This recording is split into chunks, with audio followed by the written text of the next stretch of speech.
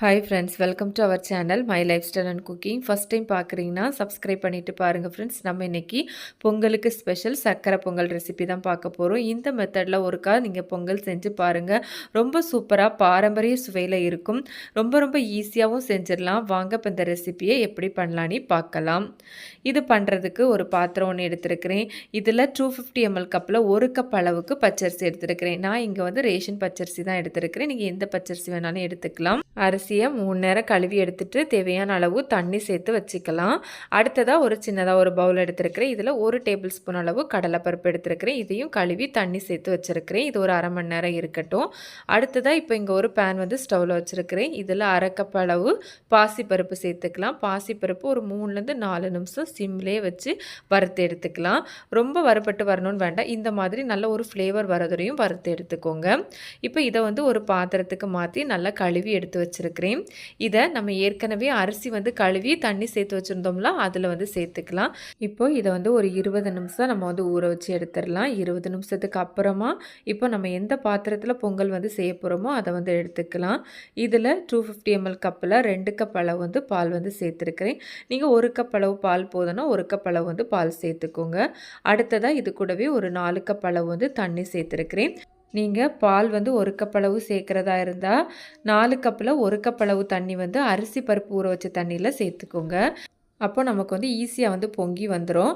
இப்போ நமக்கு வந்து நல்லா பொங்கி வரட்டும். ஓரளவு மீடியம் டு ஹை ஃப்ளேமில் வச்சுக்கோங்க. இப்போ பார்த்தீங்கன்னா பொங்கல்னாலே பொங்கி வரதானே, இந்த மாதிரி ஓரளவு நல்லா பொங்கி வந்ததுக்கப்புறமா பொங்கல் விட்டுட்டு ஃப்ளேமை வந்து சிம்மில் வச்சுக்கோங்க.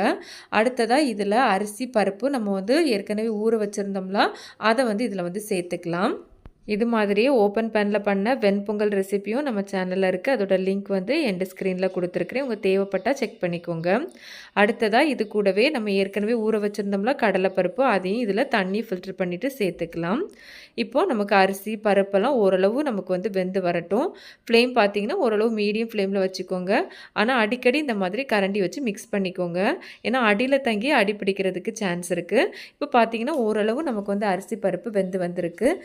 இப்போது உங்களுக்கு பார்த்தாலே தெரியும் அரிசி பருப்பெல்லாம் நல்லா குலைவாக நல்லா பர்ஃபெக்டாக நமக்கு வந்து வெந்து வந்துட்டு இந்த மாதிரி நல்லா வெந்து வந்தால் போதும். இந்த மாதிரி ஒரு கன்சிஸ்டன்சியில் இருக்கிற மாதிரி பார்த்துக்கோங்க. நம்ம சேர்த்துருக்கிற தண்ணி பால் இதெல்லாம் ரொம்பவே கரெக்டாக இருக்கும். இந்த மாதிரி ஒரு கன்சிஸ்டன்சி வந்ததும் நம்ம இப்போ இதை வந்து மாற்றி வச்சிடலாம். அடுத்ததாக நான் இங்கே வந்து ஒரு கடாய் ஒன்று எடுத்துருக்கிறேன். இதில் ஒரு 4 டேபிள் ஸ்பூன் அளவு வந்து நெய் வந்து சேர்த்துருக்கிறேன். நெய் நல்லா உருகி வந்ததுக்கப்புறமா இதில் ஒரு 2 டேபிள் ஸ்பூன் அளவு வந்து முந்திரி வந்து சேர்த்துருக்கிறேன். இது உங்கள் தேவைக்கு தக்கன நீங்கள் கூட்டியோ குறைச்சோ சேர்த்துக்கலாம். கூடவே 2 டேபிள் ஸ்பூன் அளவு வந்து துருவின தேங்காய் சேர்த்துருக்கிறேன். நம்ம சேர்த்துருக்கிற முந்திரி தேங்காய் இதெல்லாம் ஓரளவு வறுபட்டு வரட்டும். இந்த மாதிரி ஓரளவு வறுபட்டு வந்ததுக்கப்புறமா நம்ம இதில் வந்து உலர் திராட்சை வந்து சேர்த்துக்கலாம். இந்த மாதிரி துருவின தேங்காய் சேர்த்து செய்யும்போது டேஸ்ட் ரொம்பவே நல்லாயிருக்கும் பொங்கலுக்கு. அடுத்ததாக இது கூடவே ஒரு 2 டேபிள் ஸ்பூன் அளவு வந்து உலர் திராட்சையும் சேர்த்துருக்கிறேன். சேர்த்து இப்போ இதை நல்லா வந்து வறுபட்டு வரட்டும். நல்லா இந்த மாதிரி பலூன் மாதிரி நல்லா உப்பி வந்ததுக்கப்புறமா நம்ம இதை வந்து தனியாக ஒரு பிளேட்டுக்கு மாற்றி எடுத்துடலாம். அடுத்ததாக சேம் பேன்லேயே 2 கப் அளவு வந்து வெல்லம் வந்து சேர்த்துருக்கிறேன்.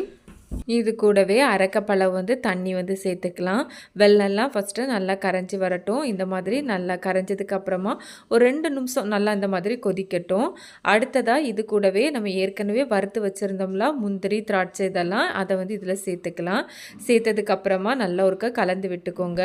முந்திரி திராட்சை இதெல்லாம் சேர்த்ததுக்கப்புறமா 2 நிமிஷம் நமக்கு நல்லாவே கொதித்து வரட்டும்.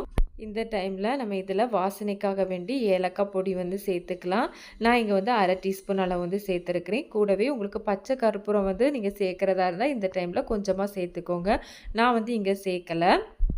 இப்போது நம்ம ஸ்டவ் ஆஃப் பண்ணி இதை தனியாக வச்சிடலாம். நம்ம ஏற்கனவே அரிசி பருப்பு வந்து வேக வச்சு வச்சுருந்தோம்ல, அதை இந்த மாதிரி நல்லா கரண்டியை வச்சு மேஷ் பண்ணி எடுத்துக்கோங்க. ரொம்ப குலைவாக மசிஞ்சு வரணும்னு வேண்டாம். நமக்கு அந்த அரிசியெல்லாம் அந்த ஸ்ட்ரக்சரோடு இருக்கும்போது தான் நமக்கு அந்த பொங்கலோட ஒரிஜினல் டேஸ்ட் வந்து கிடைக்கும். அடுத்ததாக நம்ம இதில் கரைச்சி வச்சுருந்த வெல்லத்தை அந்த நட்ஸோடு சேர்த்து இதில் நம்ம வந்து சேர்த்துக்கலாம். சேர்த்ததுக்கப்புறமா நல்லா ஒருக்க கலந்து விட்டுக்கோங்க. அந்த அரிசிலாம் முழுமையாக அந்த வெல்லம் வந்து கலந்து வர மாதிரி கலந்து எடுத்துக்கோங்க. இந்த மெத்தடில் இதே அளவுகளில் நீங்கள் செஞ்சு பாருங்கள். பொங்கல் அடிப்பொலி டேஸ்ட்டில் ரொம்பவே சூப்பராக இருக்கும். இந்த மாதிரி நல்லா ஒருக்க கலந்து எடுத்துக்கலாம். நம்ம சேனலே குக்கரில் பண்ண சக்கரை பொங்கல் ரெசிப்பியும் இருக்குது. அதோட லிங்க்கும் எண்ட் ஸ்க்ரீனில் கொடுத்துருக்குறேன். தேவைப்பட்டால் செக் பண்ணிக்கோங்க. இந்த மாதிரி நல்லா கலந்ததுக்கு அப்புறமா நம்ம வந்து ஸ்டவ் ஆஃப் பண்ணி ஒரு 5 நிமிஷம் மட்டும் இதை வந்து மூடி வச்சுக்கலாம். இப்போ பார்த்தீங்கன்னா, நமக்கு பொங்கல் ரொம்பவே சூப்பரா, அருமையான சுவையில, அருமையான டெக்ஸ்சர்ல நமக்கு ரெடி ஆயிருக்கு. அவ்வளோதான் ஃப்ரெண்ட்ஸ். நீங்களும் இந்த ரெசிபிய இதே மாதிரி வர பொங்கலுக்கு செஞ்சு பாருங்க.